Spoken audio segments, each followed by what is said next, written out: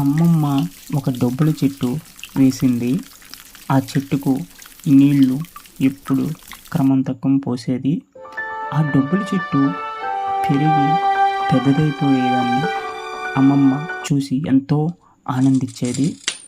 ఆ తర్వాత అమ్మమ్మ డొబ్బులని చూడంగా ఎంతో ఆనందంతో ఉన్నారు కనుక మార్కెట్లో ఖర్చు చేయడానికి తీసుకువెళ్ళేది.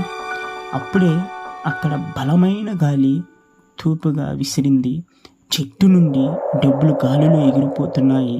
ఒక మేక చెట్టును రక్షించడానికి చాలా ప్రయత్నించింది.